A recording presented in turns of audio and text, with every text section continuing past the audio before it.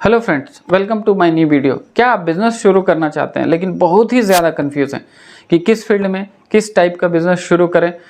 तो इसमें थोड़ी सी एनालिसिस करने की ज़रूरत है, आपको सेल्फ एनालिसिस करने की ज़रूरत है।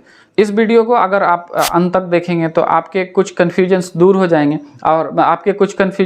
जाएंगे और आपको क्लैरिटी मिलेगी कि लाइफ में क्या करना चाहिए, लाइफ में कौन सा बिज़नेस शुरू करना चाहिए। तो पहला स्टेप ये है कि आपको सेल्फ एनालिसिस करना चाहिए। अगर आप नया बिजनेस शुरू करना चाह रहे हैं और आप बहुत ज़्यादा कंफ्यूज हैं तो इस वीडियो में आपको सपोर्ट मिलेगा, इस वीडियो से आपको हेल्प मिलेगा।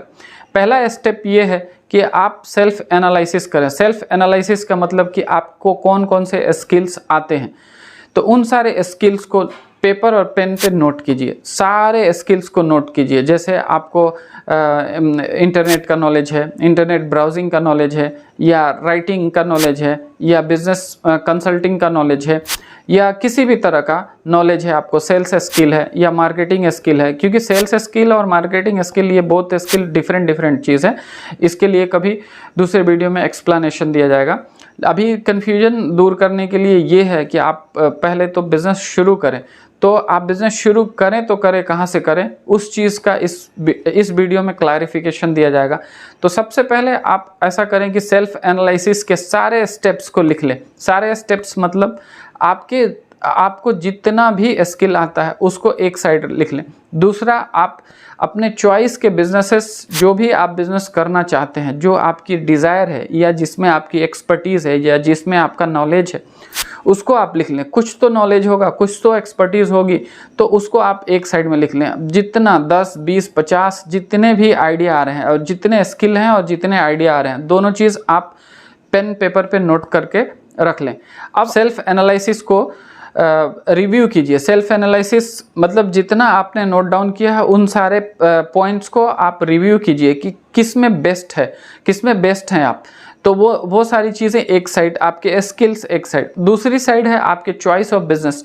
तो जो भी चॉइस ऑफ बिजनेसेस आपने नोट डाउन करके रखे हैं, चाहे वो स्कूल ओपन करने का है या शॉप ओपन करने का है या फैक्ट्री एस्टेब्लिश करने का है या कोई भी तरह का बिजनेस आपने प्लान कर रखा है, तो सारे को एक एक करके नोट डाउन कीजिए। और उसमें से जो लीस्ट प्रीफरेबल बिजनेस है, मतलब जो कम से कम आपको पसंद है, उसको पहले कट कर दीजिए। सारे बिजनेसेस को एक एक करके जो आपको कम पसंद है और जिससे आपकी स्किल उतनी ज़्यादा मैच नहीं होती है, उन सारे पॉइंट्स को एक एक करके आप कट कर दीजिए। लास्ट के जो बिजनेस बचेंगे, लास्ट का जो बिजनेस ऑप्शन बचेगा, वो बिजनेस आप शुरू करें। उसके लिए आपको स्वॉट एनालिसिस करना पड़ेगा। स्वॉट एनालिसिस वो चीज़ होता है strength, weakness, opportunity and threats. स्वॉट एनालिसिस आप कीजिए उस बिजनेस का कि उस बिजनेस पे आपका स्वॉट एनालिसिस कितना वर्क करता है। अगर उस बिजनेस में अपॉर्चुनिटी अच्छी है, उसमें थ्रेट्स ज़्यादा नहीं है, उस बिजनेस में स्केलेबिलिटी है, तो उस बिज़नेस को आप फाइनल अपना डिसीजन उस पर आप बना लें और उस बिज़नेस को शुरू करें। बिज़नेस शुरू करने से पहले पूरे पहलू को इवेलुएट किया जाता है, पूरे पॉइंट्स को इवेलुएट किया जाता है। जैसे कि आप फंड का arrangement, future growth of business, इन सारे पॉइंट्स को आप देख लीजिए, आपका स्किल समझ लीजिए। उन सारी चीज़ को देखते हुए आपको फाइनली ये डिसीजन लेना पड़ेगा, जो हमने पीछे डिस्कस किया कि जो बिज़नेस के सेट ऑफ लिस्ट आपने बनाए हैं उसमें से जो फाइनल बचा हुआ बिज़नेस का ऑप्शन है उसको आप सेलेक्ट कर लें। और उसमें ये चीज़ आप देखें कि उस बिज़नेस में सबसे बड़ा कंपटीटर आपका कौन है। अगर वो बंदा उस लेवल पे जा सकता है, उस पर्टिकुलर बिज़नेस में एक्सपर्ट है, बहुत ही ज़्यादा आगे है, बहुत ही कामयाब है, तो आप भी हो सकते हैं, आप भी उस बिज़नेस में कामयाब हो सकते हैं।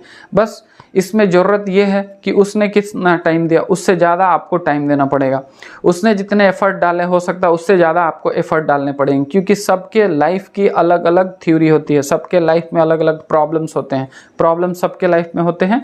उसको शॉर्ट आउट किसने जल्दी किया, किसने स्लो किया, तो उस पर आपको बने रहना है और आखिर तक आप उसमें बिजनेस के डिसीजन पे टिके रहें और उसको आप करते रहें। जब भी आपको डाउनफॉल आएगा, जब भी आपके दिमाग में कोई निगेटिव चीज़ आएगी उस बिज़नेस से रिगार्डिंग, तो आप उस अपने नियरेस्ट कंपटीटर को नहीं, टॉप कंपटीटर को देखिए कि सबसे बड़ा कंपटीटर आपके फील्ड में कौन है, तो आप उसको देखिए, उसको फॉलो कीजिए।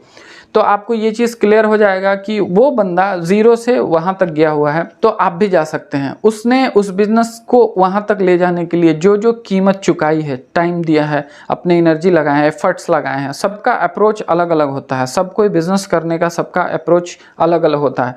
तो उसने जो अप्रोच लगाए हैं वो अप्रोच आप नहीं लगा सकते हैं। उसने जो टाइम दिए हैं उसके हिसाब से आप मेहनत कर सकते हैं, लेकिन आपका अप्रोच डिफरेंट होगा, उसका अप्रोच डिफरेंट होगा। हो सकता है कि आप बहुत ही जल्दी उसके लेवल तक पहुंच जाएं या उसके आसपास तक पहुंच जाएं, लेकिन एक सबसे बड़ी चीज़ होती है कि आप उस डिसीजन पे टिके रहें और आप कामयाब हो जाएंगे। जो मड़वाड़ी लोग का कॉन्सेप्ट माना जाता है कि 1000 डेज में अगर आप बिजनेस को खींच लेते हैं और आपका बिजनेस प्रॉफिटेबल हो जाता है तो आपका बिजनेस क्लोज नहीं होगा, आप आगे निकल जाएंगे, फिर आपको कोई नहीं रोकेगा।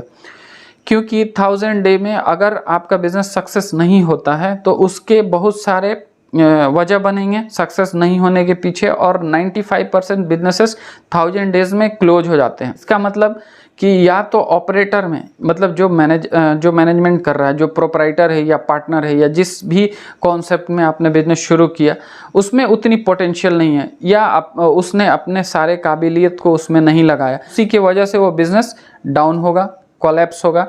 अदरवाइज मार्केट में हर वक्त डाउनफॉल और अप दोनों साइड आता रहेगा, जाता रहेगा। जैसे शेयर बाजार को देखिए, सेंसेक्स देखिए, तो उसमें आप देखेंगे कि हमेशा एक जैसी कंडीशन नहीं रहती है, डाउन अप डाउन होता रहता है। तो वैसे ही लाइफ है, वैसे ही बिजनेस है, अप डाउन लगा रहेगा।